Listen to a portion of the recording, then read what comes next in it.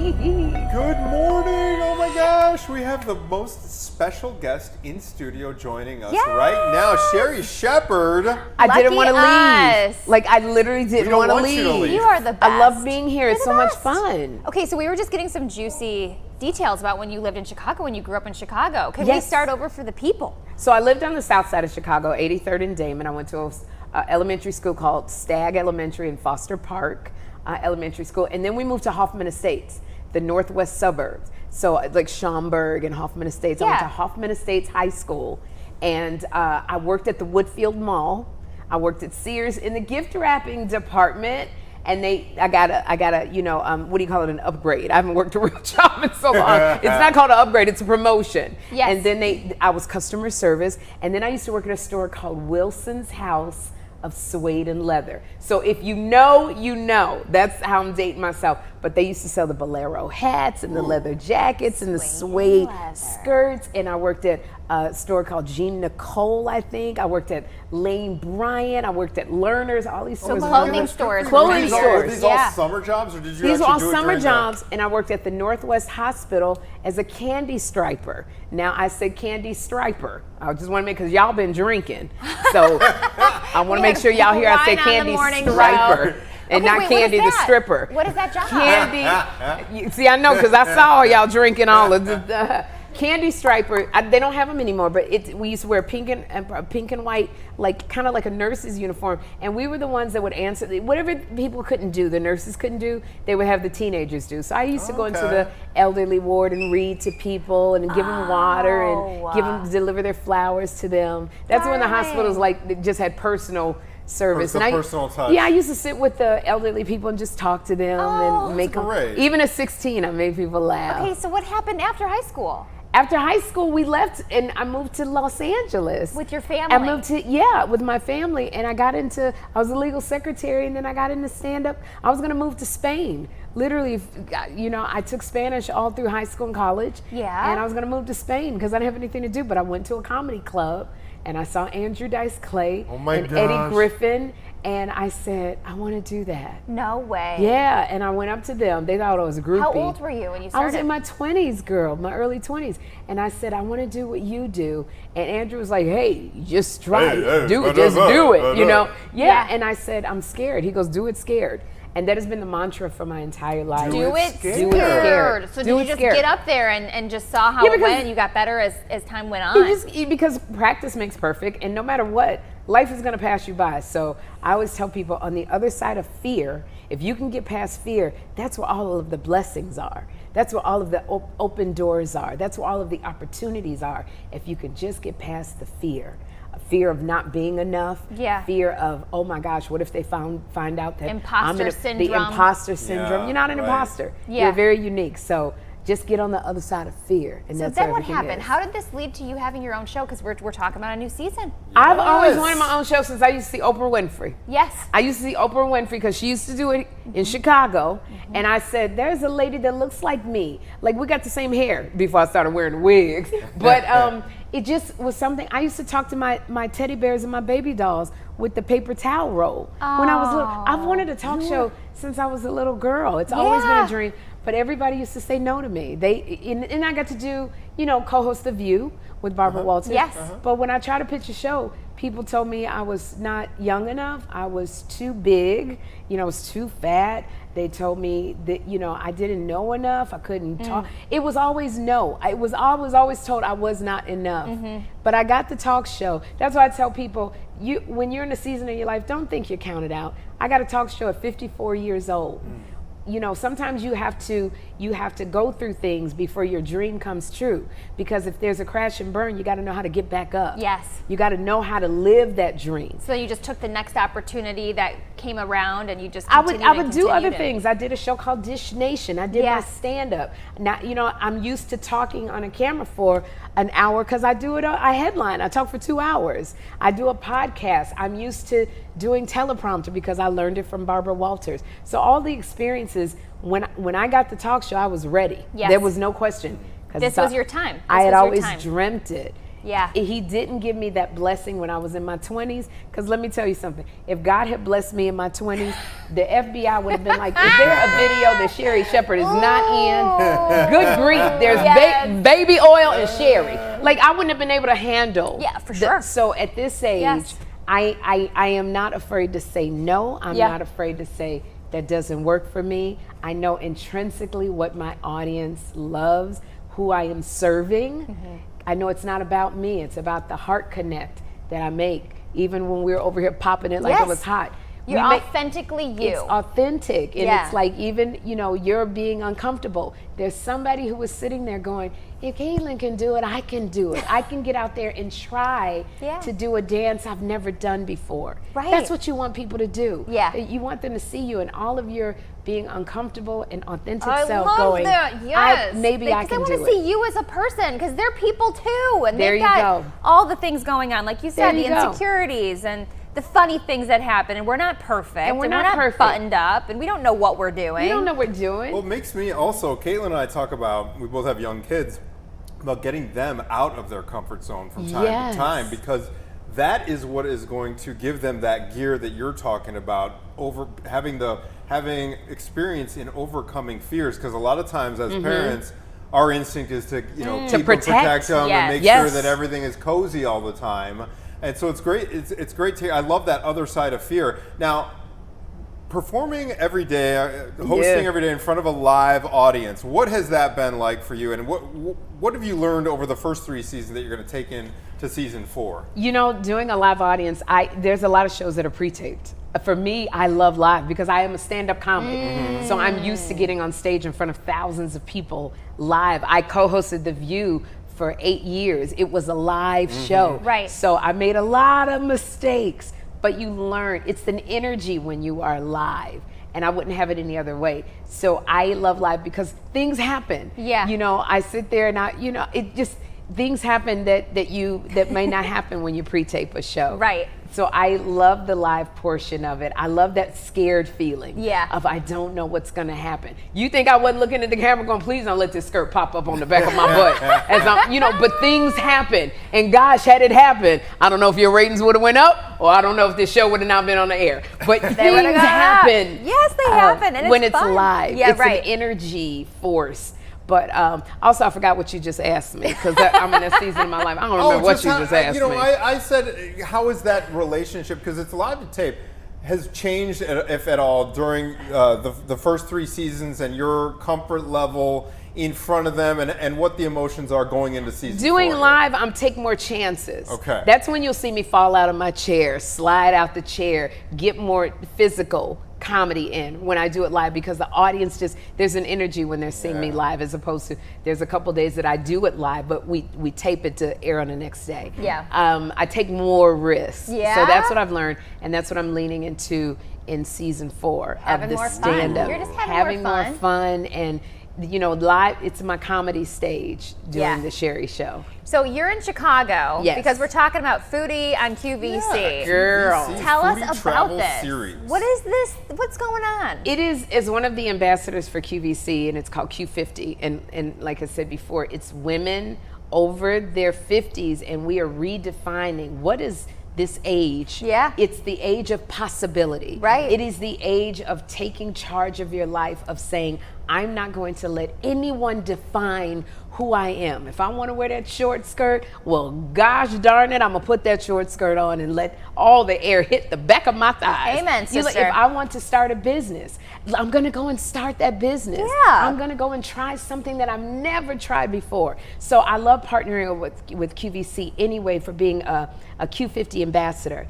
But also, they have a new series, and it's the QVC Foodie Travel Series. And it is literally every Wednesday, the QVC goes to a different city and they celebrate the culture of food. Because every city has a different culture and celebration of food. And food brings people together. Yes. Like literally, you sit around a table, I could sit around a table and somebody could be speaking a different language, but I know spicy, and I know this is good, and I know that, and it pops in your mouth. And it's like, that is what they are celebrating, and celebrating the chefs who make the food, and celebrating the people who come and eat the food. Because food brings back memories.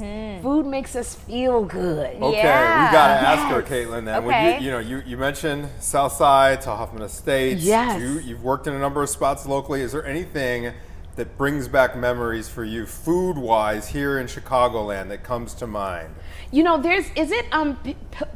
Piorfarino? They got this chocolate chip cookie shake. Portillo's. Oh my gosh! I was like, I need. What is the name? Good grief! They had the shake with the chocolate chips. Cookies in there. Sure. And I just love my deep dish pizza. But in the hood, they used to have something called Harold's Chicken. Harold's Chicken. And it was a man with an axe shaking the chicken. And we used to get that, and I would remember that. But most of all, my family, the Shepherds, cooked. And you come and But you said you don't know how to cook. No, I said the Shepherds cook. My family cooks. But you Sherri don't cook. Let me tell you something. It's on my Bumble profile. Don't expect. I don't cook. Yes. No, you cook. Same. I'm telling you. What I do, I will cook everywhere else, but I don't cook in the kitchen. I want you to do that.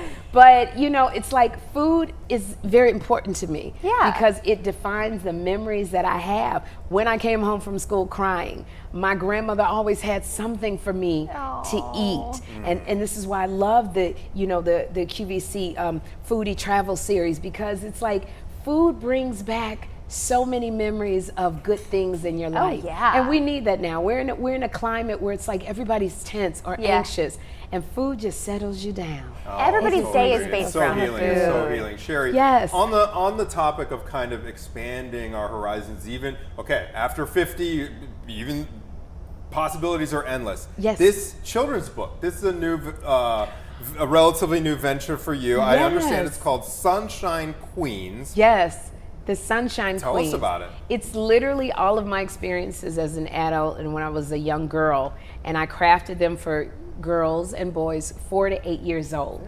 And I wanted them to know, especially little girls. I'm speaking as a girl here. So many girls are taught to follow the rules, to be this way, and we carry a lot of baggage on us. And I think that we got to start girls young to know the power of who they are and the power of friendship. And no matter what you go through in life, your girlfriends will be right there lifting you up and seeing you through tough times, through, in this particular one, my girl's Chloe, she has a recital, but her girls aren't there when she looks behind the curtain. They're not there in the audience because they're trying to get dressed, and they got a new puppy, and the puppy's peeing on all the clothes and ran away, and Chloe's like, but I got my dance recital and I can't do it without my girlfriends. And how do they get there? And that's for a 4 to 8 year old, but I want little girls to know, you know what? If you got your Sunshine Queens, you can make it through anything. All right, shout out your Sunshine Queens. My Sunshine Queens, like I said, I have Sunshine Queens, but you wouldn't know them. You wouldn't know Vonda, who works down the street at the bank. You don't know Janicia, who is an executive. But my Sunshine Queens that you would know are Niecy Nash, who's an actress. Garcelle Bouvet, I acted with on the Jamie Foxx show. Lisa Ann Walter, who is on Abbott Elementary. She's one of my dearest friends. Carrie Preston on the show Elsbeth. We're dear friends.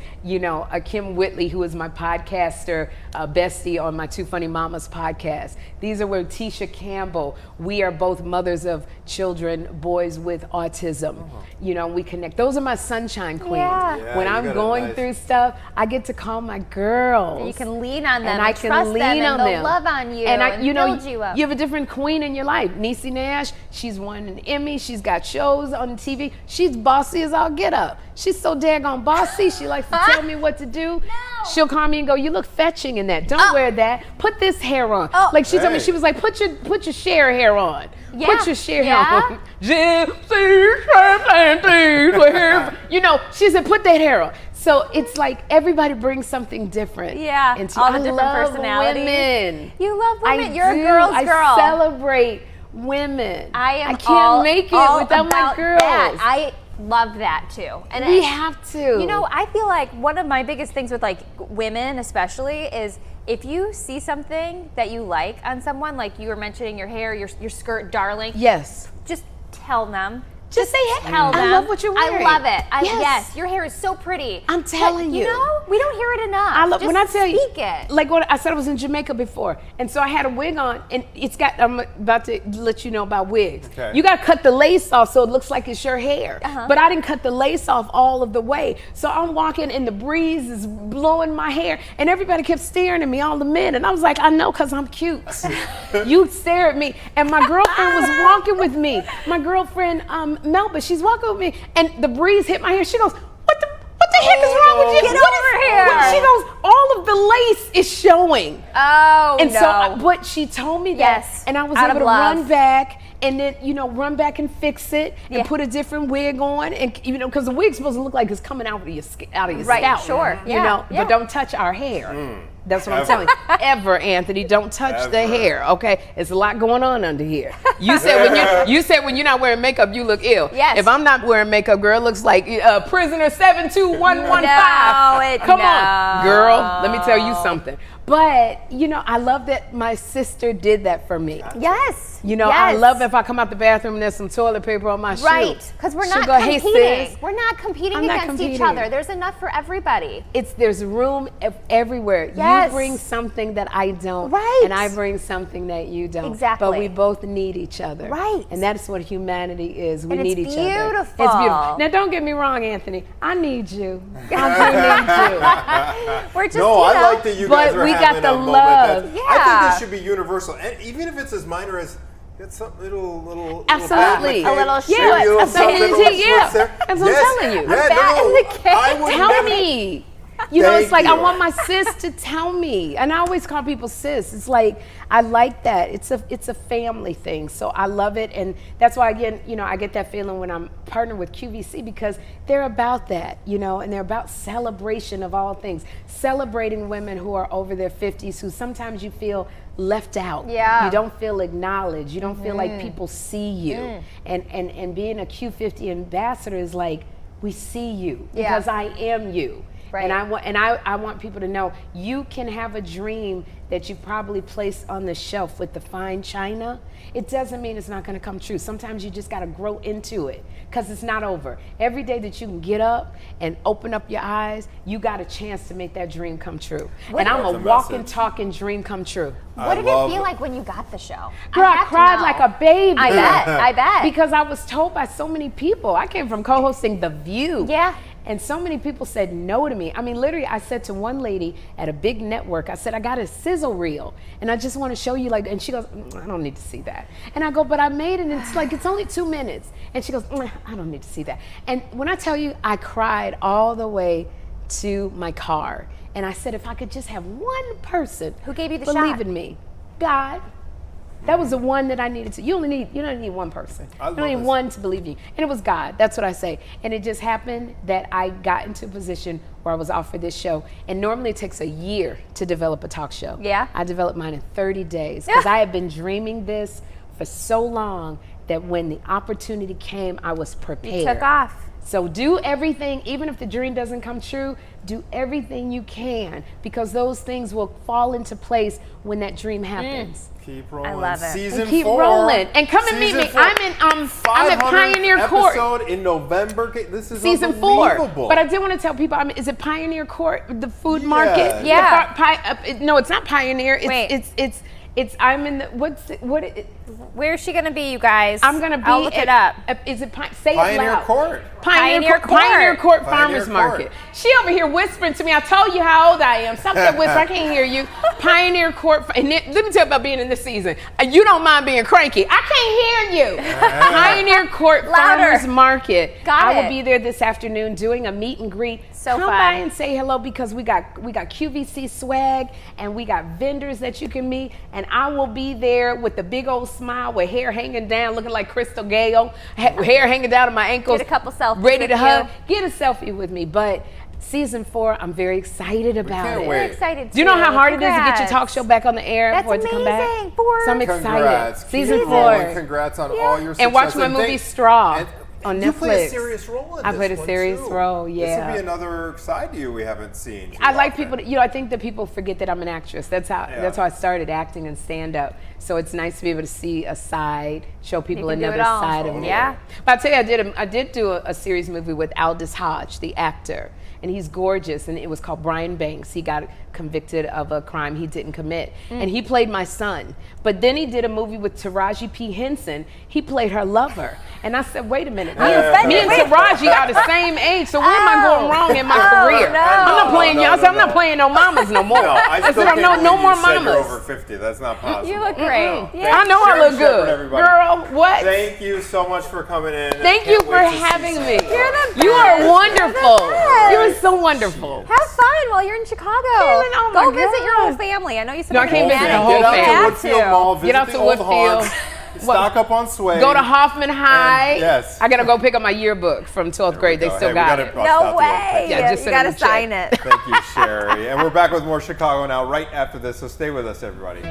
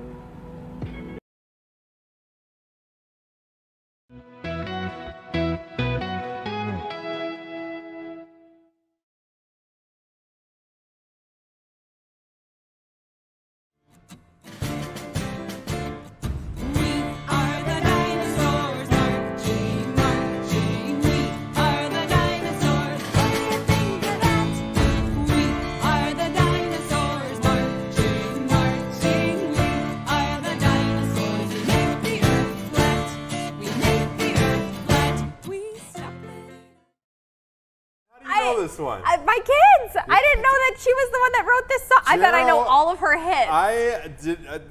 My boys did. We have not been blessed with the YouTube treasures. With YouTube, exactly. But Lori Berkner, kids musician, known as the queen of kids music, joining us live via Zoom. This is so fun. Caitlin's having a moment right now. I am. I didn't realize. I hadn't had a chance to look at your YouTube videos. Thank you for everything you do for the kids.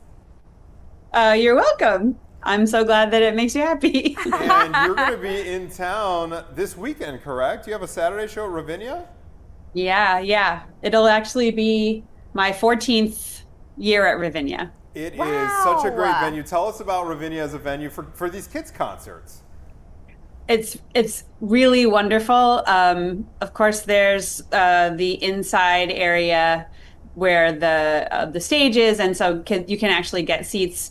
And it's fun. That part's fun for me because I get to see those faces, but then there's a huge lawn outside and people picnic and bring blankets and chairs and kids get to run around and move, which is really what I want them to do at my shows anyway. So it's a wonderful setting, and it's especially great if we have good weather. All right, Lori, you are called the queen of kids music. How did this start? Do you have kiddos yourself, or were you inspired? Are you a teacher? Like, how did you start making music for kids?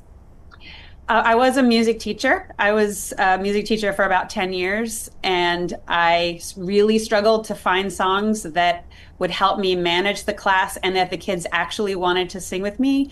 So the first time it occurred to me to actually ask them what they wanted to sing about, they all yelled, "Dinosaurs!" And I just started to make up a song in a minor key, and we were marching around, and that became We Are the Dinosaurs. And they asked for it again the next time they came back for music class, and I thought, okay, I think I need to do this more often. So I started writing songs myself. And that's how Kindie rock, as it's now known, were those the seeds for this whole new genre? Maybe. I mean, I was already writing music for kids before that term was coined. I've been doing it a very long time. Yeah. And I guess some years into after I started, more and more people who had originally been rockers or in adult bands started making music for kids because they were having their own children. I had started before I had my child, so just a little bit of a different path for me, and I really came out of being a music teacher. And but yes, there was definitely overlap. So you mentioned the creativity making the dinosaur song, but you seem to make these songs that are very interactive. You mentioned you want the kids to be able to move their bodies. What is the creative process like in creating a song like that? I mean, a lot of times I think about things I loved as a kid, or I listen to things that kids have said to me. When I hear them say something that they're interested in, or a phrase that catches my ear, that usually creates the idea of a hook. And then I try to incorporate movement, either even if it's small motor movement or using their whole bodies, just in some way so it can feel interactive. And otherwise there would be call and response or clapping or acting out something. The whole idea to me is to engage the kids with the music so that they feel like it's theirs. And one of the ways to do that is always to incorporate things that they can actually do while they're singing. In terms of their development, why are these kinds of songs important for them to really feel the music at a young age? I mean, to me, there are so many ways that engaging with music and listening to music can help with development. A lot of people tell me that, their kids have learned the days of the week, letters, spelling things, numbers, ideas about self-care routine, stuff like that from music because it makes it fun and makes it something that they can remember.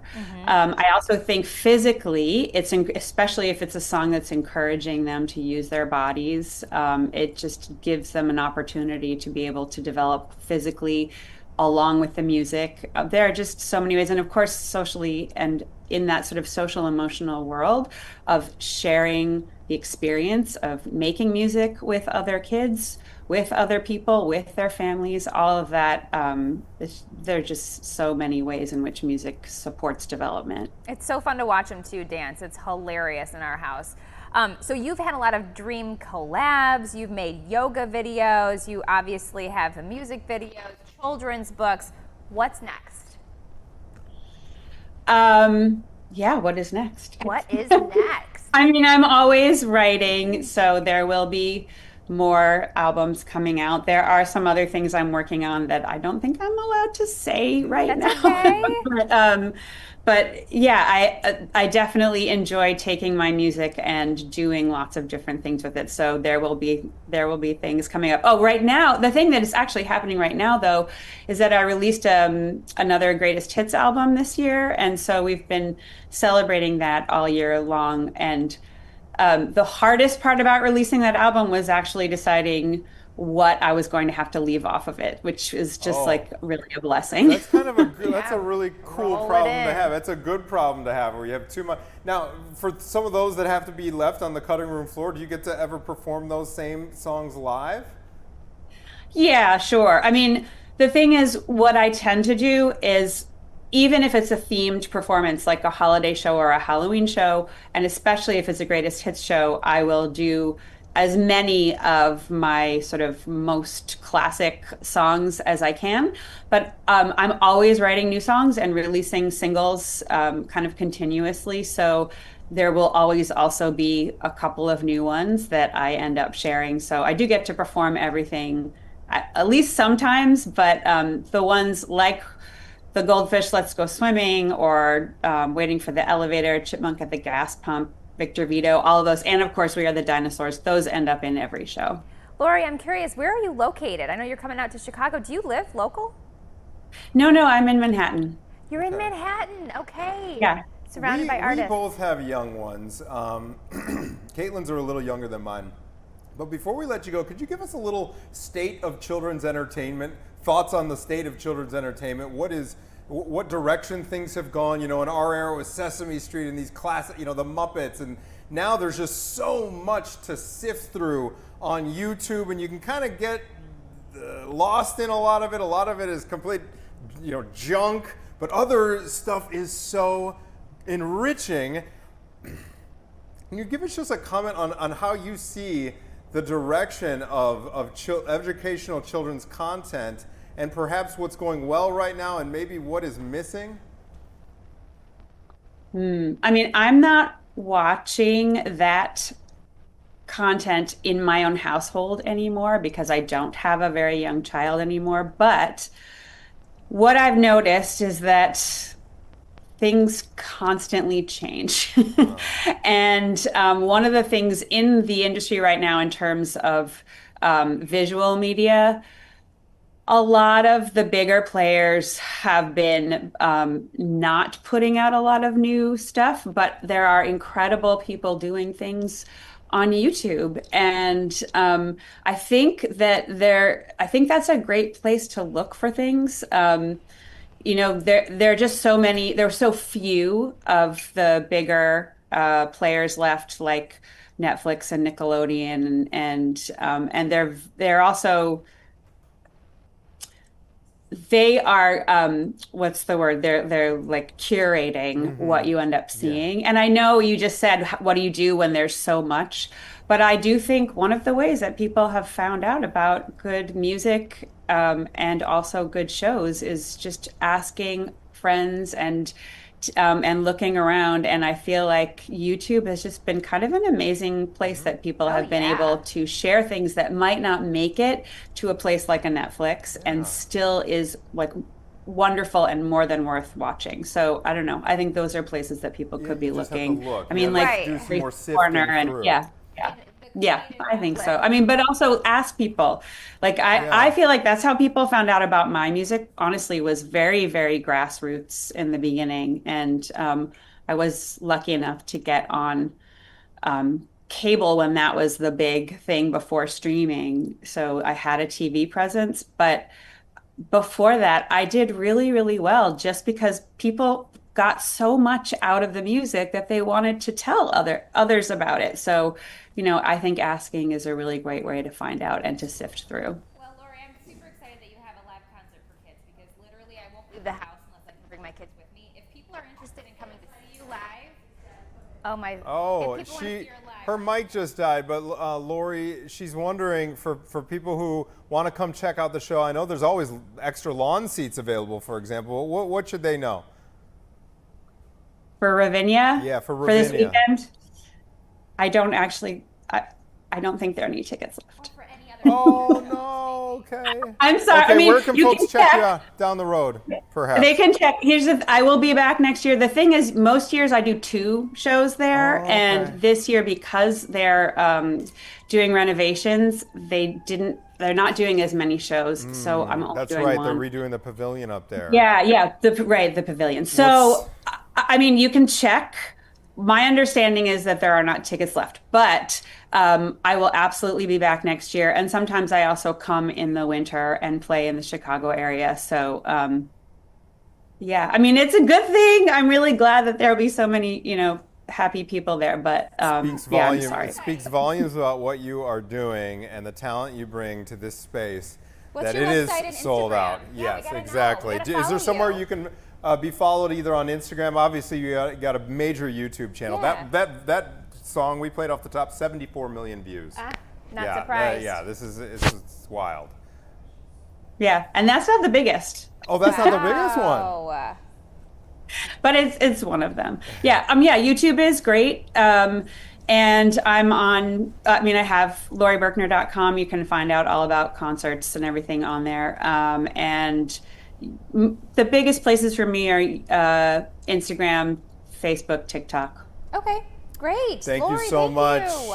Have fun Thank this weekend. you. Enjoy Chicago. Thanks. And, yeah. I'm sure I will. We hope the weather is good as well. Bye. Lori, the queen of kids music, Lori Berkner. Keep going. Marching, we are the dinosaurs. Make the earth flat. We make the earth flat. It's very good.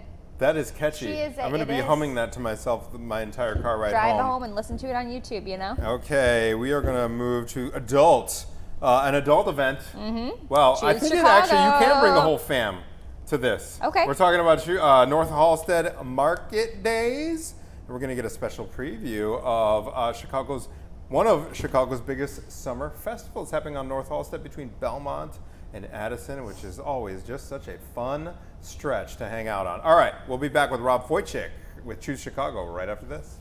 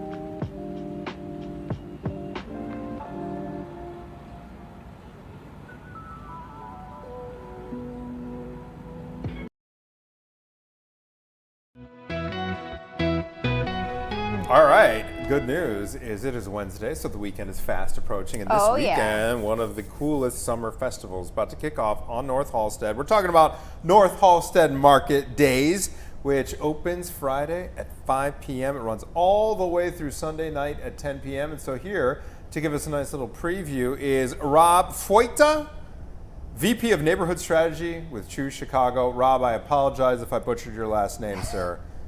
It's all good. Okay. All right.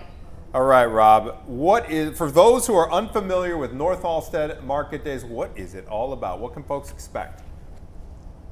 Well, it is a half-a-mile long summer festival. They're going to have 4 stages, over 250 local vendors, food, drinks, dances, drag shows, all kinds of great stuff celebrating the North Halsted community. So this is an event for all members of your family. If someone's coming, where would you recommend them go to get a list of the timing of all of the different things that are going on and where they should head to in your event?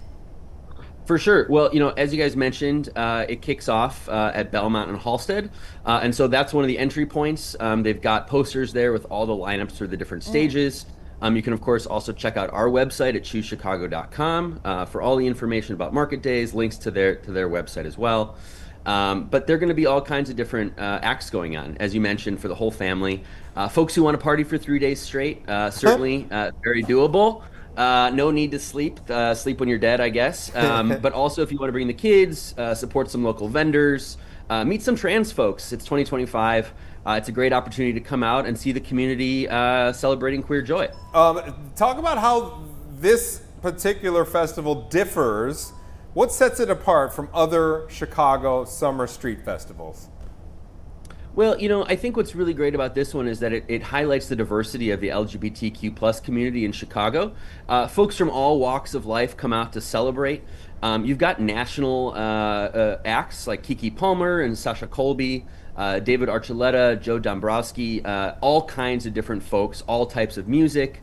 And this one is just, it's so much fun. You see people from all across the Midwest who come to Chicago to live their authentic lives and celebrate with their peers. So you mentioned vendors. There's 250 of them. Can you give a handful of maybe some of the favorites? Yeah, so there are going to be a lot of local businesses. And so coming out to support our local bars on Halsted, places like Replay, places like Kit Kat Club, they'll all have presence there and performances and bar booths, as well as their businesses being open. But then you can also find all kinds of local artisans making your standard street fair arts and crafts, but also focused on the LGBTQ community. You can get everything in rainbow if you want. And it's a great opportunity to restock on summer standbys. I think that's a great place to go and find some unique gifts for everybody. Rob, hope it's a blast. Hope the weather holds. Thank you for the preview this morning. We appreciate it, sir. Happy pre-market days to you. Yeah, you too. Take care. All right, thanks so much. And yeah, again, we're just, what does the forecast look like? It's going to be hot. We got the Saturday very Ravinia hot. show. It's going to be very 94 degrees on Saturday. It's going to feel like 100 degrees outside. Okay. So plan for, staying hydrated. The rainbow tank top and flip-flops, perhaps. Yeah, shorts. Okay. Yeah, hot. And then chance for rain back on Sunday, but it looks like Friday and Saturday is just that. Those are the 2 main days that the humidity is back with the heat. Uh-oh. Okay. Yeah. Well, we're going to have to stay hydrated, stay ready for that. All right, Caitlin, we got a very special colleague that is about to join us. Sylvia! And I am excited not only to see Sylvia Perez, who is going to talk about the latest episode of Tasting Chicago. Yeah. She's going to talk about one of my favorite culinary topics, and that is breakfast sandwiches. Okay. Ooh, I'm excited for what she is going. What's that? A little Jimmy Dean frozen breakfast sandwich. Oh my gosh, we're gonna like the burritos. Though. I like the burritos.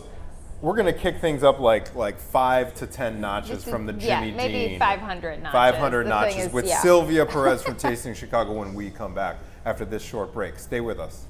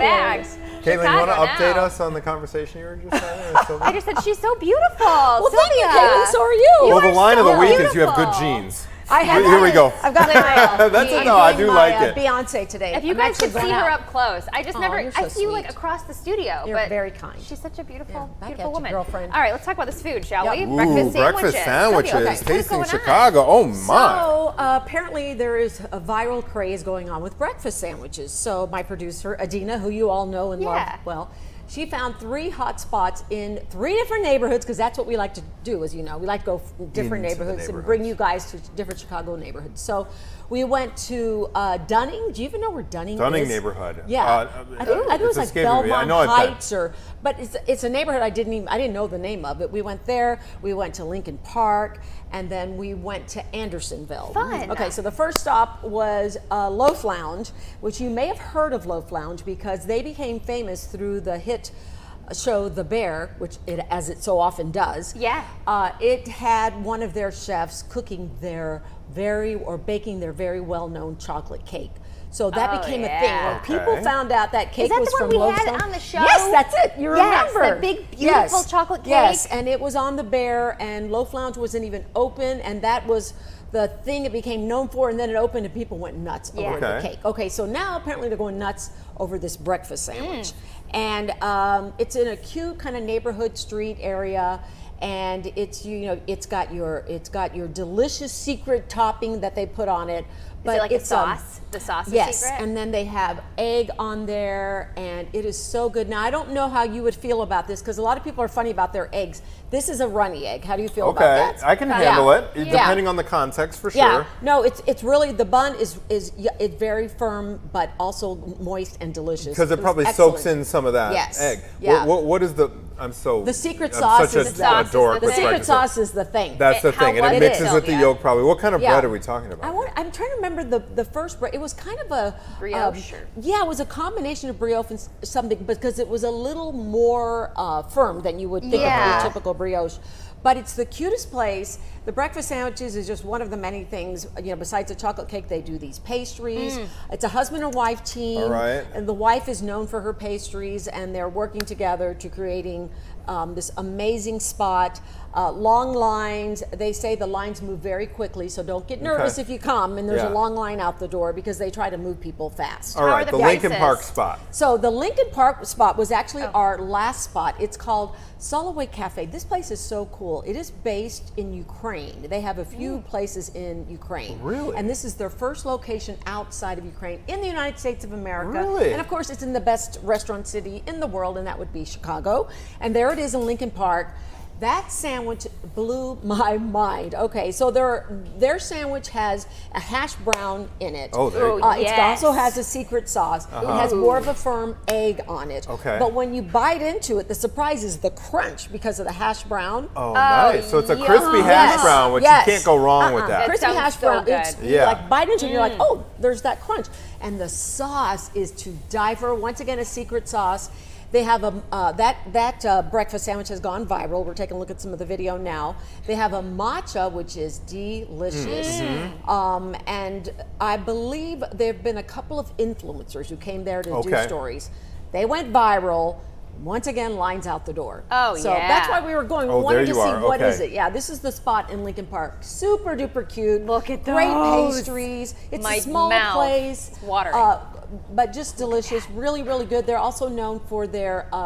Do you say pistachio or pistachio? If you're from Pistachio. Chicago, you say Pistachio. pistachio. I say pistachio. Yeah, you're fancy like that. You're fancy like Yeah, that. Okay, yeah. Andersonville. This is my old neighborhood, so I'm So curious. Loaf Lounge was Andersonville, and then Oh, we sorry. went to a place called Avondale. Yes, Avondale. Yes, that Avondale is where the Loaf Lounge is Okay, located. Yeah, I okay. think I said Andersonville. Sorry about that. Thank you. Avondale, okay. Yes, Avondale. and then we went to the Dunning area, which was this Masa Tamaleria place, which is a Mexican tamale restaurant. The husband and wife have worked at different kitchens in Chicago, fine dining as well, and they just decided they wanted to rediscover their roots. So they decided they wanted to cook the food they grew up with. Look at this. So they have look this at that. torta So for breakfast. fresh. That looks like a Look at breakfast this. torta? That's exactly what that is. And this thing is huge. And it has like beans in it. It's got the egg. It's got like guacamole. It has just these amazing toppings on this incredible bread. Yeah, and the what I love, torta loaf is so good. Yes, it's really, really good. Oh my Very authentic. Oh, that They're looks so so proud. good. And you know, like I said, a lot of people think about their tamales, but this thing has. It looks like they've got corn tortilla strips on there with the crunch. They have. They're big on using a lot of the corn elote that they can. Rick Bayless has nothing on this right? spot, right? And then, I don't know if we're going to get to see it in this video, but I love it that they made it to go, because when you order it, there's a bag underneath that's just laying there, and if you want to take it with you, you can scoop it in, put it in this bag, and you have this massive sandwich, so you can take it to go. No way. That's really But smart they're of them. super cool. Husband and wife team, and their tamales, they use only the best ingredients that are shipped directly from Mexico. And then once a month, they close the place down. They have 13 bar stools, and they do fine dining too. Whoa. Very talented Oh, we couple. gotta super, check that super good. out. And so those were 3 breakfast sandwiches in 3 different neighborhoods. Which one was the most affordable? I have to say they were all very reasonable. I Okay. would say, yeah, they were all very reasonable. One wasn't necessarily a lot more than the other. Got it. You know, so we've been having fun, because the last time I did this with you guys, we did 5 The rooftops in 5 different yes. neighborhoods. I don't think you were here, Caitlin. Okay. So it's become like it's fun for us to do. Yeah. But then we also came back to River North, not for a breakfast sandwich, but to visit a bar that was recently voted one of the best bars in the world in River North, and it's called Gus's Sip and Dip. And it takes you back to an old time when waiters wore white jackets and white Russians, and martinis were the norm. So think Mad Men. They have gone and created this whole old school concept with kind of a new twist. And the Sip dipping, and dips. yeah, so the Cute. sip is all the cute cocktails. Oh, yeah. The dip is all these fun dips that they make for all the sandwiches and everything. gosh. And one of the really fun things that they do is the bar has, I don't know if you guys like martinis or not. I bet you're not a martini lover. You might be, no? Okay. had one So Yeah. the bar, they do this ice, kind of like it's chippy ice, and that's what they put inside the martinis. So it's just A slushie. floating around. A martini slush. It's an adult, kind of, because the chippy ice is only on top. Oh. It's not mixed So all the good. way in. Gotcha. Yeah. And then Jim Belushi is a regular there. I saw him there one night, and he donated his SNL anniversary cue cards. So if you go to Oh, Gus's Sip cool. and Dip, you see the cue cards from their 50th Artifacts. anniversary on the wall. Yum. Yeah, and Jenna's he's there giving all us the the time. wrap, but Sylvia, Yeah. when can we check out this episode? So it is out now. Oh, it's out now? Yep. Very good. You can live stream. You can watch it on Fox Local, Fox32Chicago.com, and then of course our YouTube channel. Yes. Yeah. I Oh want my the gosh, hash this is brown such good. sandwich. It's Right? time That for a looks date so night. good. We got to get a sitter I and know. go. Oh my You're gosh. still taking me someplace. I heard. Rumor has it. Ooh. Remember? Wait, who is? You are? You. Yeah. Yeah. We're going to Masaya That's del right. Sol. Yep. Sylvia. When is this Big time. happening? You are going to love this. Wait, place. bring it back for me too. Okay, we'll bring enough for the whole There you go. class Family. here. Thanks, All right, guys. Sylvia Perez, Yeah. Tasting Chicago. Thank you. All right, we're about to hand it over to our 11 a.m. squad, so stay with us. They'll be right back with more.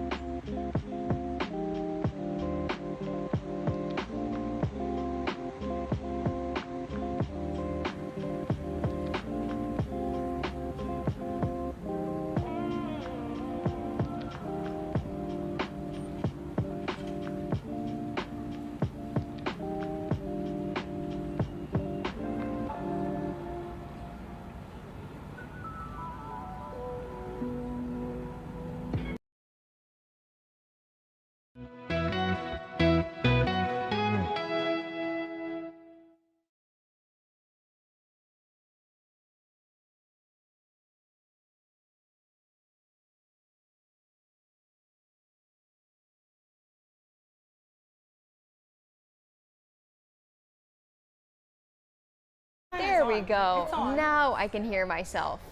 Okay, let's see what's going on here. Because it was on. You know what? This is called the TV magic that we usually use behind the scenes. And here comes some kind of apparition to make sure that all of our microphones are on. Go ahead and check. Let's see. What number are we? It's thrown in my back somewhere. You got too many wires back here. Hey, like we all have to fit it in the kind of back in our dress, whatever outfit we're wearing. We have no excuse. All right. It's funny, people always ask me during interviews, hey, am I wearing the right outfit for TV? I said, no one's ever wearing the right outfit for TV. You just kind of stick the microphone anywhere you can. How's your day going? You know what? Good. I started the day in crazy humidity because, I'm working the morning show. And we were over by Northwestern, and then I just got a really cool tour of the new Ryan Field and seeing the progress of it.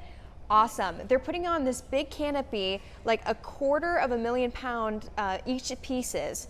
And it's supposed to cover the fans, but I never thought I'd be so excited about like a construction project. So yeah, I was like, this is amazing. I'm looking everywhere. You're going to see how like the stands are kind of stacked more on top of one another, so you have a cool fan experience. Anyways, I can go on and on, but we have a lot of stuff to get to in the show today. We do have a lot to talk about in the show. Okay, so we're talking about a whole lot. He stole the hearts on American Idol at just 16. Now David Archuleta is back with a bold new sound, deeply personal memoir and performance at Northalsted Market Days this weekend. A lot of people excited about this. What were you about to say? Oh, well, did you watch that American Idol season I did. with David Archuleta? I thought it was so cool. He was like one of my big like stars of that season when I used to watch it with my mom. And then we're keeping it kind of with sports. We're also talking about a new show that's coming. It's called Bowl. So pretty much it's going to be a play on, what was it? Bench warmers stumble into the 96 NBA Finals with the Chicago Bulls. That's gotta be good. And a comedy on that. That's going to play at the Noynes Theater starting tomorrow. So we're going to talk to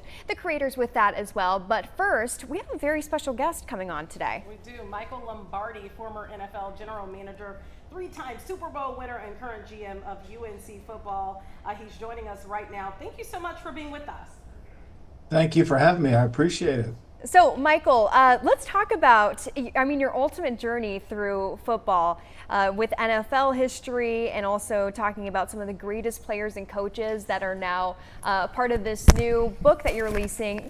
Tell us about it, this new journey. It started with a lot of frustration because I felt like some of the people that I know and like were not getting their fair share at becoming a Hall of Famer. I thought it was ridiculous that Charles Haley took so long to get in the Hall of Fame, and I felt like certain coaches were getting overlooked. So what I wanted to try to do was write something to stir a conversation, and I didn't realize it, but Larry David, who writes Curb Your Enthusiasm, and he's the TV star, had an episode called The Middler, where someone goes to a dinner party and sits at the middle of the table. They have to stir the conversation. That's what this book is. This book's a middler. And I want people to read the stories about some of the great players that have played the game, but also some of the great coaches who have made an unbelievable mark on the game. For example, today happens to be Paul Brown's birthday, the founder of the Cincinnati Bengals, former coach of the Cleveland Browns and the Great Lake Naval Base. This man, everything we do in football here at North Carolina, at the Chicago Bears over at Hallis Hall, all will go back to what Paul Brown invented when he started out as a coach. The teaching methods, the scouting methods, all those things relate back to him. And I think we should honor him with a Coach of the Year award named the Paul Brown Award, because I think we've lost a little bit of a sense of history. And the list goes on and on about some of the great players, and I write about all of them, but I think more than anything, it's the coaches who have been overlooked and the people who have left their mark on the game. I think it's going to is really a problem. It's going to be really interesting because sometimes you don't get this behind the scenes look of all these people who we know from afar and we're fans of, but you really have that firsthand experience that you're sharing with the audience with your book. And your book is called Football Done Right, Setting the Record Straight on the Coaches, Players, and History of the NFL. Yeah, look, I've been blessed. I've really been fortunate. I grew up in a little beach town in New Jersey. I saw some guy on television that looked like he belonged at all my Sunday dinners, and I said, I want to be just like him. And we happen to have the same last name, and I was fortunate enough to follow his path, not as a coach, but as an executive in the NFL. And I was fortunate enough to be around the legends. I worked for Bill Walsh. I worked for Al Davis. I worked for Coach Belichick, who I work for now. And I knew that being around greatness entitles you to observe and learn. And that's what I did. My first book, Gridiron Genius, was really about Coach Walsh and Coach Belichick. I wanted that title to be called The Bills of Rights, but nobody saw that was a good idea. I still think it is, but it's about culture. It's about leadership. This book's about trying to honor some of the great people before us. Look, and this guy was a coach for the Chicago Bears, Clark Shaughnessy. He was a defensive coordinator, was an offensive coach. He invented the forward pass. And we would not have the forward pass today. The Chicago Bear fans would not be able to watch Caleb Williams throw the football if it wasn't for Clark Shaughnessy. And yet he's not in the Hall of Fame, and it's an injustice. You know, I grew up always talking football in my household. I had the pleasure of going to the Ohio State University, where football is literally the fabric of the university. If you had to narrow it down to some of the greatest players of all time, who would you put on that list? Well, my number one player was obviously Tom Brady. You know, when you win 7 Super Bowls and play as long as he did, and that's not to dismiss anyone else, but Tom, you know, not only did Tom play great, he made other players play great. And so he was my number one player. You know, I think to me, his impact and the longevity certainly brings to it. Jim Brown, the great running back from the Cleveland Browns, had a shorter career. But, you know, Jim Brown was a dynamic player doing some amazing things. Jerry Rice, Reggie White, those are great, great players. And, you know, what I wanted to do is separate the Hall of Fame a little bit. You know, Walter Payton is in the Hall of Fame and Terrell Davis is in the Hall of Fame. Both of them are running backs. But Walter Payton's in a different category than Terrell Davis. Not to minimize Terrell Davis, but there's just different levels. And I think that's what my book tries to talk about. It is there's an elite level of player that goes into this. You know, whether it's Lawrence Taylor, you know, you could call yourself a defensive end, but there are very few Lawrence Taylors in the world. You know, you've seen a lot of players come through and coaches, but what do you think makes them so great? Is it a lot of hard work and dedication? Is it studying other people? I mean, it's probably an obvious answer, but really, what do you notice are some? No, I don't think it is an obvious answer. I think people miss the boat on it. I think coaching is leadership, all right? And what is leadership? Leadership is have a plan. And that's called management of attention. You walk in a room and you have a plan. And then the next area of leadership is called management of meaning you can explain your plan.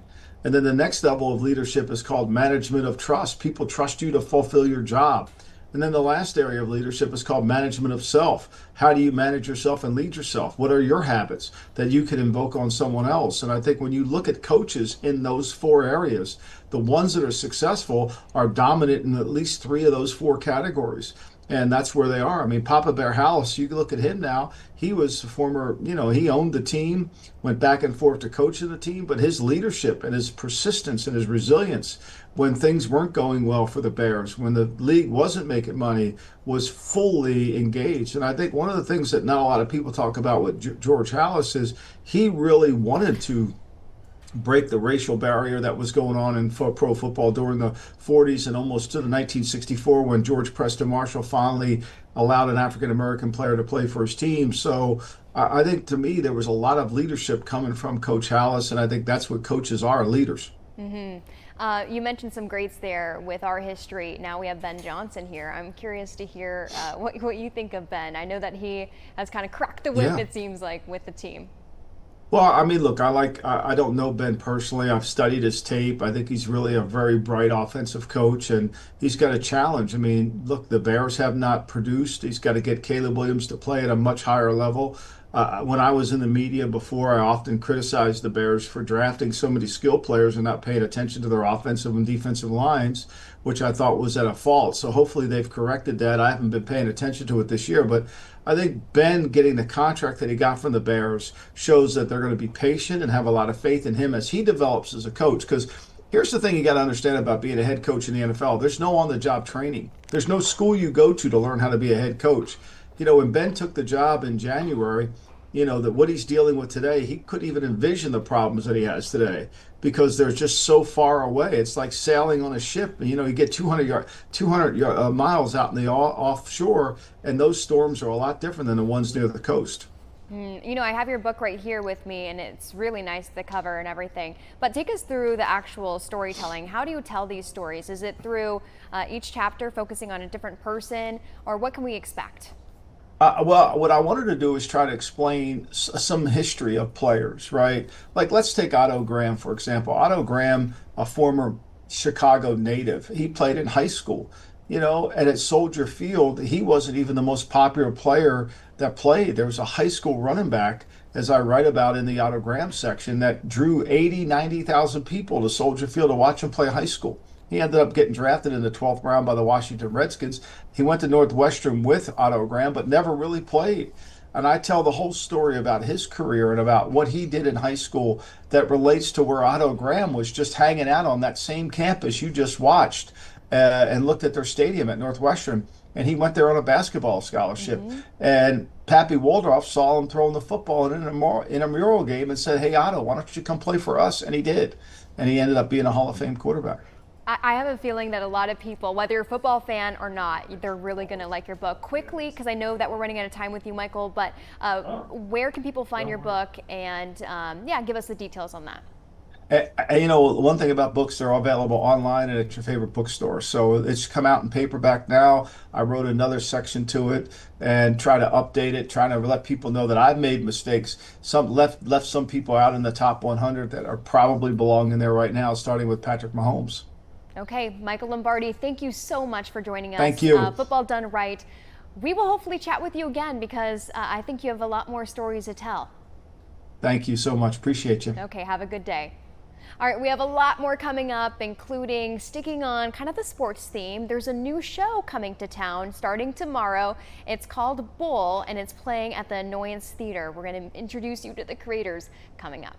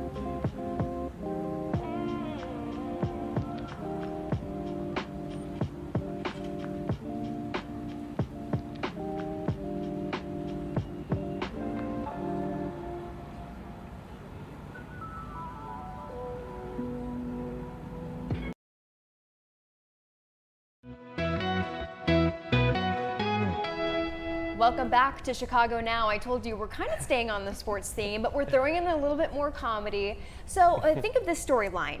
What happens when two unqualified bench warmers get thrown into the middle of the '96 NBA Finals with the Chicago Bulls? Well, that's kind of the premise of this new show that's starting at the Annoyance Theater tomorrow, you said. And I have the two creators with us. All right, I want you guys to introduce yourselves and also tell us about what they can expect for this show. Yes, well, I'm Trey Schoen. Yes, I'm Anna Weatherwax. Yes, and we wrote the show, we directed the show, we're in the show together. We would do more if we could. But the show is about, like you said, it's two rookies, Bryce and Scott, on the 1996 Bulls. So think Michael Jordan, Scottie Pippen, Dennis Rodman, the whole team. And these guys have found their way on this team through some extreme set of circumstances, and they do not fit in. We said, you know, they're kind of the Michael Jordan of being bad at basketball. Every good office has a personality hire, right? The one that's bringing the coffee. Oh, I know. The music. What's the personality hire? Can we get clarity on that? Kind of everyone is on Yes, this show. I love that. Oh yeah, we're all pretty fun. So that's kind of the premise with us, that we are the personality hires of the Chicago Bulls. So it feels like, you know, when people get drafted, there's got to be someone there that's just bringing the vibes. Were you guys pretty well versed with like the 90s nostalgia and all that kind of stuff? Or is it something that you and your cast are kind of like, you know, appreciating a little bit more and getting to learn about? Certainly appreciating it more. We were both born in the 90s, so, I mean, how much can you really remember? Because I'm like, I was there! So, but yeah, we've definitely watched, we were just talking about we watched a lot of commercials from the 90s, and one thing that we love is every commercial back then either had a cartoon character with a celebrity or a song and a little motto, a little soft song like that. I love it. Okay, so we're seeing clips right now. Is this kind of like a promo for the show? Yes, this is a promo, so featuring some of our cast, you kind of get the vibe. We are not comfortable with the basketball in our hands. But yes, I think it was fun to dive back into the 90s, and that was such an iconic period of history for Chicago and for basketball fans, and also, you know, everyone knows Space Jam, everyone knows Michael Jordan, so yeah, kind of diving back into that era was fun. Well, and you don't need to be a basketball fan to enjoy this show, I'm guessing. No, we keep saying it's, you know what, buffets are back. We're going to a buffet when we see this show because there's a little bit of everything. You can always go back for more. Yes, definitely. You know, if you're a basketball fan, you're going to get some special references to some of the teammates and things that are happening at the time. But, you know, if you're a fan of dance, we maybe have a little Lovables dancer moment. Oh, I love Lovables. Yes, we've got, I mean, who doesn't love the Lovables? If anyone are watching, we would love to see them there. But yes, we've got some of that. We've got some moments with the WAGs, the wives and girlfriends. So, you know, there's a little something for everyone. You guys know that we have a real life Lovable downstairs working on Fox 32. Oh, really? We would love to get there. We're going to have to introduce you to her because I'm telling you, she is just a ball of energy. They work 9 to 5s. I'm like, I mean, but she's amazing. I'm telling you, her name's Katie. All right, let's talk about what you think the fans' reaction is going to be after watching the show. Well, I hope the reaction is, I like that. But yeah, I think it's a fun time. I mean, we talked about, like, we went to a Bulls game together, which is kind of like where the seed of the show idea came from. And it is just, it's kind of a nerdy way to describe a basketball game, but it is such a big production. It's, you know, who cannot say that the t-shirt canon is not theater? So we want the show to feel like that. We want the show to have that fun energy of a big Bulls game. Yeah, I would say like that, you know, this isn't a show that you walk away and go like, I'm gonna quit my job and change my life. I think this is the show that is an escape, you know, we're going back in time, we're taking you back to a party. I love it. Okay, so acting in the show, does it make it easier for you guys to write the show as well? Does that creative process maybe come to you a little quicker? Yeah, that's interesting. I feel like we kind of, it's been about over a year now of working on the show, and obviously we started writing, and we kind of had ourselves in mind for the characters, so that made it easier to think of like, what is our voice? How do we talk about this? But then, you know, we wrote some roles for some friends, and we also have some great cast members who came in that we didn't know before. So yeah, I think it's a mix of both. And yeah, when we were writing it, I remember we're both improvisers, so improv, making it up on the spot. So we sit at a coffee shop, we met twice a week, and it doesn't sound like that. Maybe it's more, you know, we're acting sort of in the coffee shop, probably looking insane at Dark Matter, but giving a shout out. But yeah, we definitely were sort of performing some of the parts early on, and it's certainly easier to memorize the lines. Well, cool, and you guys just like jive well together, so I bet it came fairly easy. Were you guys working full time on top of writing, or was this kind of taking more of a part-time gig? Yes. This was part-time / much of the time, but we were working full time, very, very dedicated to our careers and our jobs, but. Which I will be going back to after this. But so this was kind of on top of that. We've been working. We would meet after work, kind of get some late afternoon coffee and get to work. Okay, without giving away too much, what are some of your favorite little tidbits of the show? Well, I mean, I think one big one is the Lovables moment. I don't want to spoil too much, but it's very fun. You know, I was actually a mascot in college, so Really? I was, not to Can get I into know a whole what college thing. you went to? Iowa State. No way. Yes, so I tapped into some of that history and all of my time spent around cheer and dance. So that was fun to kind of like reach back into that bag. Yeah. What else? What other moments? I think the Wags moment is very fun too. You know, we get very sports heavy, but also I feel like that's the most like Real Housewives adjacent the show gets. Yeah, and there, you know, if you're an audience member, something that I hope will be fun for you is we do have some throwouts to the crowd, some giveaways. So get yourself a t-shirt. Okay, hey, that's a great tease. So you guys mentioned that you have like an improv background. How is that different from doing, you know, comedy in a theater? Do you think it's gonna translate pretty easy to you? Yeah, I mean, luckily we've done one other show together before a couple years ago, so we have some background there. But I think it's definitely a different experience to be going in, and it's a situation of making sure you remember what you have to do instead of making it up on the spot. Yeah, and I guess there's some moments where we sort of expect some laughter in certain pockets. Where with improv, we're like, I hope I can live with myself tonight. Yeah, how do you handle that? I mean, I feel like we don't feel it at all because we're hiding behind a camera. You know, all we see is a photographer. Maybe the photographer gives us a little chuckle during a live segment, but other than that, we're getting no crowd reaction. I mean, you're an amazing improviser. This whole thing's improvised, you guys. Like, we did not play. Well, you know, it's fine. We try to make a casual look. I'm like pretty much laying on this chair right now. But I mean, you go home sometimes probably like, oh man, that didn't hit. But does it sometimes the next day like work out and people do laugh? It just depends on the audience. Yeah, interesting. You know, I feel like I haven't had that experience too much. No, no, it of course happens all the time. Yeah, I think it's definitely interesting to see when you're doing the same show every week. Like some things really hit with one audience, and the next audience they're like, not for me. So it's fun to get to the experience to see what people like and what is different. Okay, I have another question for you. Yes. What has been like the most surprising part through this whole process? Because it's been over a year. Yes. I mean, you guys have been in the biz for a while, at least in some kind of way. Mm-hmm. So what has really caught you off guard? Yes. Well, one thing that we've said is, you know, we held auditions for the show for people to come in, and I feel like that was it was surprising and exciting to see people who we didn't know come in and, you know, take our lines that we spent all this time writing and do something new with them and mix it up and bring their own thing to the table. So I think that was one very fun surprise. Yeah, I completely agree. We talked about there's a cast member in the show who actually doesn't have that much theater training up until the last year or so.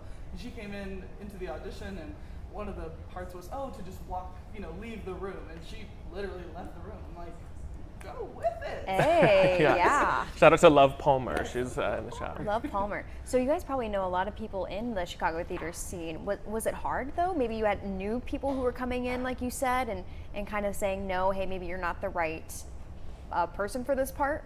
Yeah, I mean, that was definitely a learning experience because, you know, our last show that we did was just us two, so it was, sense of theme? It was definitely a new experience to have that kind of audition process and casting, and it really was just about who was the right fit and what we were looking for, because honestly, everyone that we saw was great, which sounds cliche, but it was true. That's the thing, is like, you know, you have a day of auditions, but they're all different times, so we never saw the people that we actually cast all together, and so I guess that's been one of the greatest surprises, like, wow, this actually really works. So, yeah. They all get along and like gel very well. It can be cool to see what happens when you trust yourself and you trust you trust what you know. Let's talk about the Annoyance Theater, what kind of atmosphere that is. Are you excited to see it kind of play out there? Yes, we spend a lot of time at the Annoyance. It's right off of the red and brown line Belmont stop, so very easy to access. Yeah, it's a fun kind of independent theater venue. They have two theaters in the space, and we're in kind of the main stage. Yeah, it's a very fun space. There's a full bar. Shout out to Pete and Aisha behind the bar. We've got a drink special for our show. So I think it'll be a fun vibe. We want people to like come, wear their Bulls gear. Yeah, I think it'll be fun. I mean, you can come before, and the bar will be open, and then after too. So you know, make it an evening with the coworkers. Yes. Okay, speaking of, if people are interested, where and how can they go to get tickets? Great question. I'm gonna let you take this, but I will say this show is the epitome of Chicago now. This starts. Woo! But truly, you know, know, this show starts tomorrow, so I guess Chicago tomorrow. But Trey, take it. Yes, so you can find tickets on the Annoyance website. If you want me to read out the full URL, it's theannoyance.com/show/bull. So that's a lot of slashes, but you can also find us on Instagram at bulltheshow, and you will find no shortage of ticket links there. But yes, we're excited. I think people are saying Thursday is the new Friday. Mostly us that are saying that, but yeah, we're excited. No, I would have to agree with that. I also go to bed at like 6:30 at night, so I don't really have much of a nightlife, but maybe I'll stay up for you guys. Maybe. 7:30, you know, yes. Go crazy. All right, thank you so much for coming in. Thank you for having us. Starting tomorrow. Yes. How exciting at the Annoyance Theater. Okay, we have another special guest to talk to over Zoom. David Archuleta. No way. David. Us. Yes. Big fan. You guys are going to be hard acts to follow. I'm going to tell you that much. He's coming to a show this weekend to perform. We're also going to talk about his career since we saw him on American Idol when he was 16. Yes. All right, we will be right back.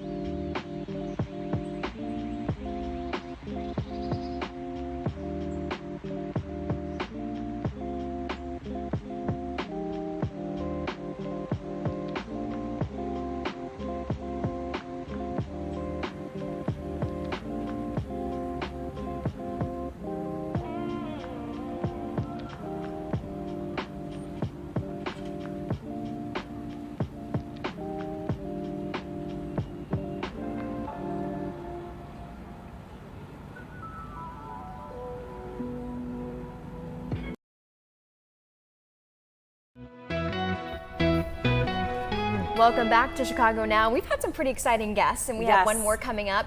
But first, I want to talk about a story that you worked on just this week. Well, last night it aired, and it really kind of tugged at the heartstrings a bit. Yeah, a lot of people felt the same way. I cried, I'll be honest. It's Angel Santiago. He lives in Logan Square. 2 months ago, as of yesterday, someone came into his backyard. His dog needed to make a potty run in the middle of the night, really early morning hours. And he could hear, because he's blind, he could hear someone open the gate. Somebody came in. He believed it was 2 people. His dog, he could hear his dog's bark, you know, like fade away in the distance. But because he's blind, he couldn't really chase these people down. And it's been 2 months without his service dog. And he is just, as you could imagine, if you were to lose your dog, heartbroken. He doesn't know where the dog is. He's been searching for the dog every single day.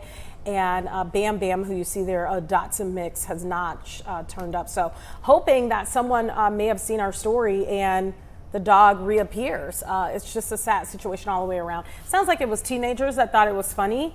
But obviously, if you've ever had a dog, a cat, whatever kind of animal in your life, that becomes like your family member. So no laughing matter, and we hope Angel gets his dog back. You could see just through the interview that you guys did that he was really close to his pup. Yeah, 14 years. the dog has been alive, and I think he's had the dog for just that long. So yeah, tragedy. Okay, so you said you wanted the audience to watch out for, keep an eye out. And if they do see the dog, do they run up to it? No, so they're saying don't chase the dog down. You can try to lure him into you maybe with treats and things like that. He is microchipped, so they can check and make sure it is that dog. But call police if you see Angel's dog. We do need to move on. We have a special guest with us today. I don't know about you, but I've watched American Idol, I think, ever since its existence, really. I'm fangirling right now. Yeah, I am too. We have David Archuleta who is with us. Hey, David. Tia, hi, Gabby. Oh my gosh. You said our names. Oh my goodness, I think I'm gonna faint now. No, really. Okay, I'm gonna clip that. And then I'm gonna How's put it it on social going? media. Oh my gosh, I hope the dog's found. I'm like, oh, I was know. hearing y'all talk So about sad. it. I will say, David, Tia is one of our best reporters, and she finds the thanks. greatest stories, and really helps people out in the community and makes a difference. So I hope that puppy's found. Yeah, I Anyway, hope so too. we got to talk about you because You're we've coming to known our you, area. Yeah, since you were 16. And let's start with that. You have a show coming this weekend. I do. I'm going to be performing. I'm so excited to be one of the headliners at Market Days this weekend. It starts at Friday at 5 and it goes through the weekend. I'll be on Sunday performing, and I'm very excited. I'll be sharing some new music as well as some of my old music with a new little bit of flavor to it. I know you have a new EP that's dropping August 15th, Earthly Delights. What can people expect to hear from you at Market Days this year? My gosh, yes, Earthly Delights. So Earthly Delights EP, and I'll be going on the Earthly Delights tour. I've been calling it my flirty era. I've never really had one, and also my lover boy era. So I think people will get a little bit of that lover boy essence in the shows. I have choreography that I do now. It's really fun. I'm just trying to have a good time. I'm just having fun and want people to have fun when they come to the shows. I gotta ask this because you said you're in your lover boy era. I always go here and I'm going there, David. Are you dating? Are you in love? What's the deal? Am I crazy or falling in love? No. I don't really talk too much about my relationship status, but it has been fun getting to have the dating life and then write about it. And I feel like a lot of the songs have been from getting to just enjoy the dating experience more, and so I feel like people will feel that, I don't know, maybe I'll flirt with them in the audience, or they'll just feel the flirty vibes and maybe help encourage them to find their love too. You'll see where it goes. I will say, David, I always felt like you were very down to earth, like for being a celebrity and on, stage and doing so well with your career. It just seemed like you were such a friendly person, so I bet people gravitate to you. You said that you have a little bit of flavor coming up in this EP, and I've heard some of your recent songs too. What is that flavor that you're adding? Well, some of that flavor is getting to my Latin roots. I'm half Honduran, from my mom's from Central America, and so I've been doing more little bilingual things. So I sing a bit in Spanglish here and there, and that's been a lot fun with the flavor. The choreography that I do, I'm not a professional dancer, but I feel like it's therapeutic to get to express yourself through your movement in your body. And I feel like with Earthly Delights, I've been more in touch with my body, like sensuality and movement and feeling this confidence in myself. So it's a really fun place to explore, and it's definitely added some flavor. That's sure. awesome. Nicaraguense right here. My family's from Nicaragua. Nicaragua, wow. I've been to some Nicaraguan restaurants in LA. They're really good because I have some some friends that are they Nicos? Nicas, yeah. Nicas, thank you. Mm-hmm. Nicaragüenses. Mm-hmm. So I'm excited to hear some of these songs. Is it full Spanish, or is it kind of a little bit of Spanglish, did you say? Yes, I do some Spanglish, and what's funny is I tried to sing in Spanish before, like when I first started right after American Idol, but for whatever reason, I recorded my first single Crush in Spanish, and I'm like, I want to do this, I want to release it, and my label just was like, Spanish isn't really it's not really in right now, and we just don't really want to like spend money to promote that, or like, and so we're just going to pass on it. And I was like, no. So now I'm able to get back in touch with it. And while I don't speak 100% Spanish all the time, I do speak it, like to speak to my grandparents and to my relatives. I speak to my mom in Spanglish. So I was like, I'm just going to be myself. This is my era of just trying to fully embrace everything that I am. And Spanish is one of those things. And it's really fun. You get flirtier when you sing in Spanish, I've learned. And when you speak in it, I've learned. So and when you dance it, it's just you just really use all your body and your hips, and it gets really, it's a really fun. It's sexy. Yes, it's sexy. You said it for me. I was like, should I say that? But, I said it. Don't worry. Yes. I'm really surprised that they wouldn't have wanted that. And the reason being is because I don't think you have to speak Spanish. I mean, look at Afrobeat, for example. Sometimes they're speaking in a language that people don't know, but you feel all of the energy through the music. So I'm happy that you were able to open up and be yourself. Thank you. Do you like Afrobeat? Because I do. I love me some. I love Eomaf. I love Thames. I love Era Star. I like Afrobeat's usually what I listen to on my way to the car. It is so good. It is. It's something about like that vibe that's in the music, kind of like your dance moves that you had going there. It's something about those vibes. Let me ask you this, Earthly Delights. What's in that title? Because it sounds so interesting. I would have never come up with it. I love it. Yeah, Earthly Delights. I grew up very, very religious, very Mormon, and I loved that part of my growing up and my community. It gave me like a sense of belonging and like a sense of purpose to living. And I try to follow like the Mormon path, which was basically I went on a mission. I left my career for 2 years after I released Crush and American Idol to be a Mormon missionary, and I went to Chile. And then you get back and you're supposed to get married and have a big family and be happy. And I tried doing that, and I started realizing I think I have to come to terms that I'm queer. And it was a very strong battle. And as I came to embrace myself, I realized, you know what? I think this community that I've grown to love is not designed for people like me. And so I left my church and I left my religion, and a lot of people are like, what are you doing? And how could you do that? You're giving up your life for a bowl of porridge, the way Esau did in the Bible. And I was like, you know what? You may not understand, but I know that I'm doing the best thing for me in my life. And I'm learning to love myself when I always thought I needed to despise and hate myself to do the right thing. And really the right thing to do was to love myself. But it's kind of like tongue in cheek. So I'm leaving and doing like the bad things, the sensual things, and dating whoever it seems fit for me to, regardless of if they're a guy or a girl, a guy or a gal. And so it's kind of like giving into these earthly delights and these pleasures, and going out to dance at clubs, or sing about more like flirty, sexy things. And so yeah, it's kind of like this like carnal giving into the earthly pleasures take of theme to my music. It seemed like you got a little emotional when you talked about, having to leave in some ways your religion and what you've really invested in and believed all of your life to pursue really your true self. You're not alone in that journey.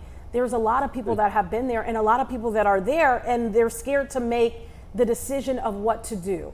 What do you say to those people? Because some of those people follow you, they follow your music, and maybe they don't have the courage. What would you say to someone that finds themselves in the same seat? Yeah, gosh, my religion and my faith used to be everything for me. Like I was willing to give up my career even for 2 years, and I was willing to do everything I could. I really did. I tried to start a family. I tried to get married. I was engaged 3 times, And each time I realized I wasn't being honest. And I was also taught that God was being true to yourself and be honesty and transparency. And so I was like, how can I be true if I'm trying to lie and pretend just so I can fit in and be approved by other people? And I loved listening to gospel music. In junior high, I would do my homework to Kirk Franklin and Karen Clark Sheard and Kiki Sheard and Tamla Mann, and um, I would listen to that music as a closeted kid. Sorry, I It's think you bring okay. out the emotional in me. Um, but I would listen to that music wishing that hoping that I had enough faith that God would heal me and change me or fix me. And, after spending 20 years of your life doing that, you realize, I don't think I'm ever going to change, and you become hopeless. And I was, just one day I was finally in 2021, I was 30 years old, and I was praying, and I was like, God, I feel like I must have done something for you to really not like me and punish me. And because no matter how hard I pray, no matter how many times I try to date the right girl and get married, it seems like I can't fix myself. And I don't know what more I can do to show my faith that I trust in you and I want to do what you want me to. And finally, God was just like, David, you need to stop asking me to change you because there's no reason for me to change you. I created you the way you're supposed to be. And I was just like, well, that's not what I was ever taught all my whole life. And God just said, you know what? People even well-meaning people who try to follow me, do not see things the way I do. They do not see why I created you and many other people like you. And that I find joy in my creations, and I want them to find joy in the way I created them to be. And there's nothing wrong with you. And if you think you're a mistake, then go and make mistakes because you're allowed to. I give you permission to, and you'll learn that you're not a mistake. And a lot of these things about like who you're dating or who you love, um, who you may fall in love with. I didn't love it, I wasn't in love like with a guy or anything, but it's like who you may fall in love with, even if they're a guy. There's, I don't see, I want you to see the beauty in that, even though people think it's the worst thing that could happen. I thought it would be better to like cut my life short than to risk falling in love with a guy. But I realized, if I allow myself to be in a two adults consenting in a relationship, it doesn't matter the gender, and there's beauty and there's joy and there's love, there's belonging and purpose. And I just decided to walk like in faith in that, and it's changed my life, and I've never felt so much. I didn't know I could have self-love.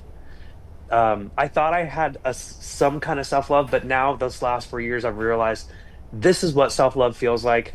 It's given me new confidence, new energy, and I feel like I've been like born again. Thanks for sharing that. You're such a And beautiful God loves person. you too. Mhm. You're such Just a so beautiful you know. person. I know you know that, but still. I know myself and so Thank many you. others. You just brought me felt to tears, even more so. in love with you. Me too. David, quickly, I know that you're coming out with a memoir. You gave us a little bit more of an insight of your journey, and I know that you're probably going to share more in this memoir. Tell us what it's called and where people can find it. Yeah, oh my gosh. It is a little like on the heavier side because it's a lot of this journey that I was talking about, but it's called Devout. It'll be out in February of this next coming February, and it's about my journey of being a kid on American Idol, a Mormon boy who grew up in Miami and in Florida, and in Utah, and I talk about my engagements and how I really just tried to do what was what I believed was the right thing up until to today. I still try to do what I feel is the right thing for myself, and whatever can help people just find joy and fun and this breaking news situation. Good afternoon. Thank you for having me. So, we don't have many details as of now. We do know that this is an active shooter situation at Fort Stewart in Georgia. And this is this is the largest Army post east of the Mississippi River. Knowing that, Bobby, what can you share with us in terms of the response, in terms of what is unfolding right now there on the ground? Well, the military is very good at responding to incidents like this. Unfortunately, they've had numerous incidents in the past at various other bases, so they know how to react. They know how to lock in place. They know how to take orders when that order comes down, to keep the phone lines open, to shelter in place, to do what the practices have shown us have to do when we have an incident like this, and how to remain safe. You're absolutely right. That is one of the largest bases around. I happened to do some work there with the Secret Service a number of years ago. It's a huge location. I think the fact that we've heard that the suspect has apprehended is a very good sign, but that doesn't mean this incident is over.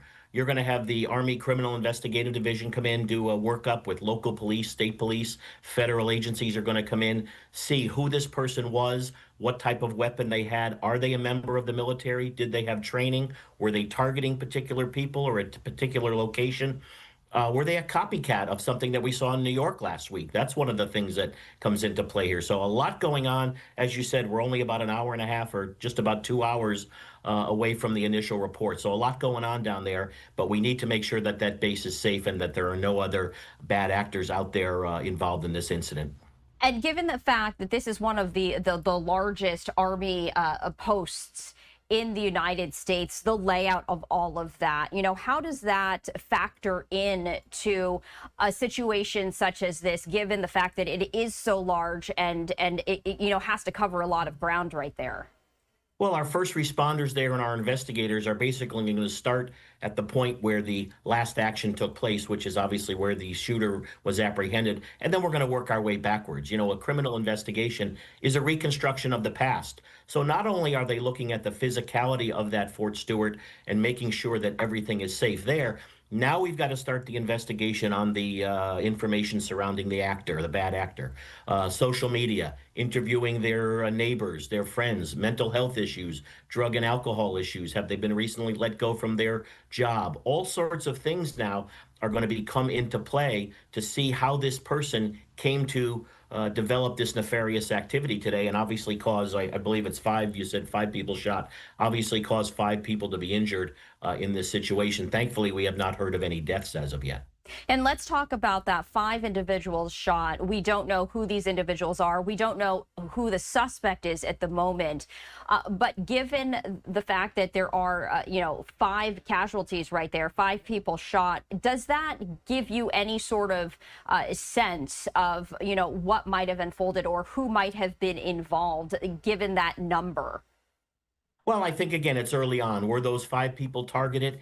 Was one person going to be targeted and 4 people got in the way before that happened? Were they all sitting in the same conference room and just happened to be in a meeting? Again, a lot of information that we really need to flush out because we are just really at the beginning of this. So you don't want to put the cart before the horse, but all of these things are going to be flushed out to see the whys, the wherefores, and the hows that this actually happened today.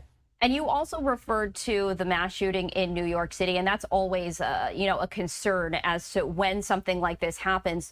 Could there be copycat incidents? And that is something you mentioned that investigators are going to be taking a look at.